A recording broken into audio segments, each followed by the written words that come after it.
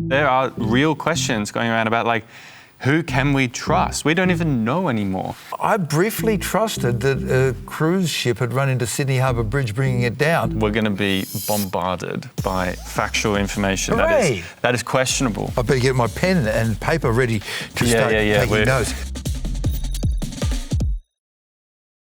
G'day, I'm Dr Karl, aka Karl Kruszelnicki. I've been doing sciencey stuff for about 4 decades. I'm Zinn, and I'm the creator of Scribblemouth, a page interested in science, philosophy, and what the hell is going on. I'm already suspicious about a few things, but I haven't even hit play. Seed oils like this are the #1 cause of blindness in the world today. 170 million people worldwide have macular degeneration, an irreversible cause of vision loss in which the back of the eye or retina is damaged. I'm a little bit suspicious by the look of the person. I was thinking that. And the way that he speaks implies that he doesn't have the academic background to understand what he's saying. So he makes a mistake where he says that it's degeneration of the retina. It is not.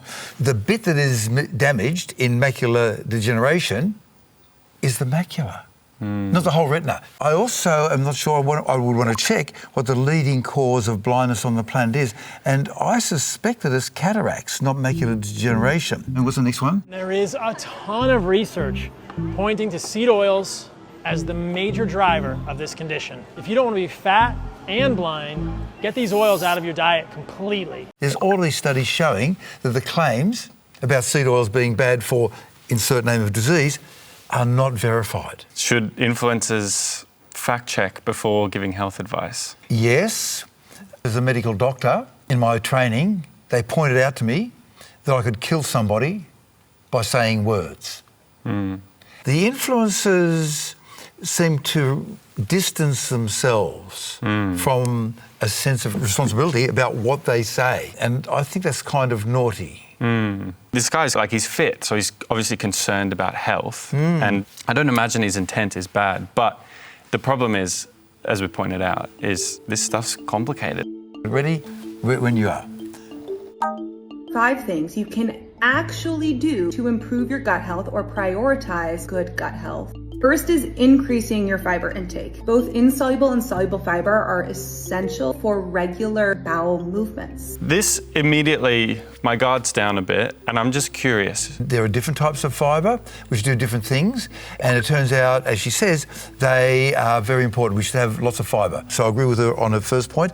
And her second point? Next would be eat more prebiotic foods. Prebiotic foods are the non-digestible parts of foods that feed the good gut bacteria. Yes and no, but probably yes. It's the bacteria in your gut that, in addition to providing you with extra nutrition, provide you with the free fatty acids that are essential for brain development. Third, and this is really important when increasing fiber, is to drink enough water. People have died from drinking too much water, but in general we don't drink enough. I'm with her on that one. Number 4 is going to be to increase your daily movement. I mean, look, we've all heard it from day She's one, 100% right, yeah. Move more, eat less. Yeah, I agree with her. Wonderful. Yeah. Number 5, and this can absolutely not be overlooked, keep your stress at bay. I feel like this has become more of a talking point in recent times, at least from what I've seen on social media. You need a measured amount of stress so that you can grow, but too much is bad. And I think she's talking about the too much stress, and she's dead right about the gut bacteria. So we have 4 brains in our body, one here, one there, the spinal cord and the brain in your gut. Yeah, I'm cool with what she says. I like it too. It's sensible. And I think she's not telling you to do this instead of ... These are also things that we've generally heard to be good, and I'd imagine low risk. Sure. This is something that I could, or anyone could, look up. So would it be a problem if, just say, I, without a qualification in this area, made a video on these exact same talking points? Do you know what you're saying? There are subtleties that can then lead to different outcomes, and if you don't understand the field and you're just trying to summarise something you don't know, you can make mistakes. Well aware of this person. I assume I know nothing. Okay, lay it on me. All that rotten meat is going to make you sick. Now, that's just in quotation marks, and I know he loves eating raw food.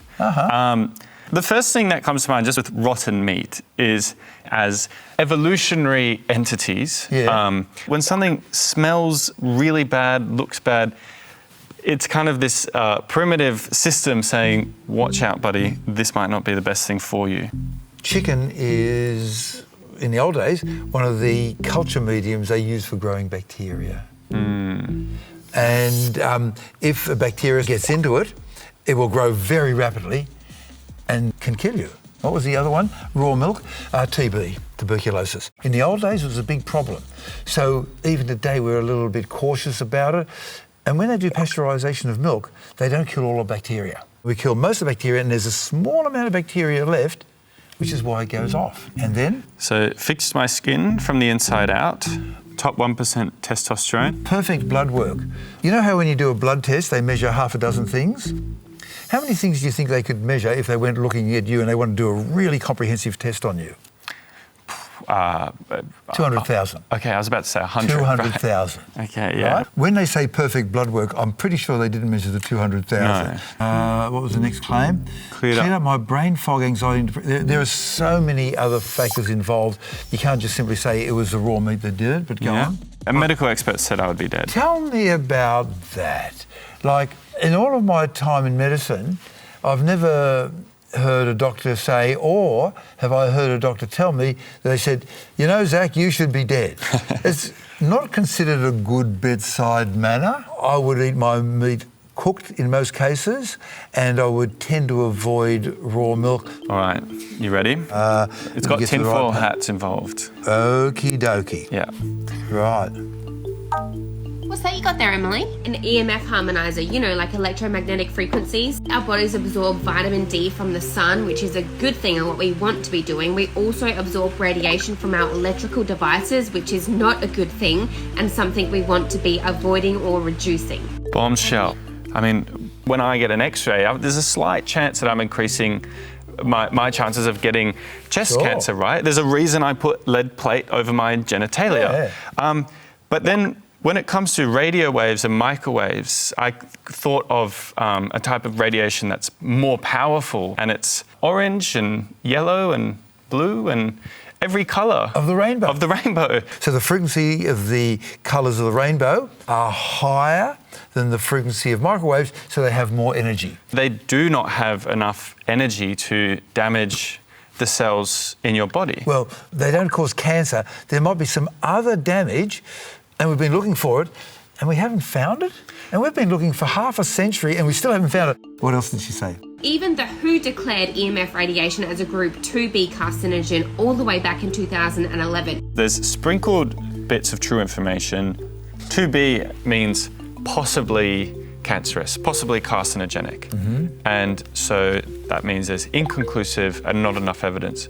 But maybe rest assured that people are probably looking into it. So you're saying being in a room with my laptop, phone and television is just as harmful as being in a room with a smoker? According to these guys, yes. If there is a risk, it's sort of down here in the grass, whereas the risk of a consistent high saturated animal fat diet is here, and smoking is up the ceiling. You just ask, what do they want out of this? Money, if they're trying to sell you something, if they're trying to gain status, fame, whatever it is, to me are instantly questionable motives. Me, I would just look at the data and it would stand on its own or not. But it's really hard to check everything.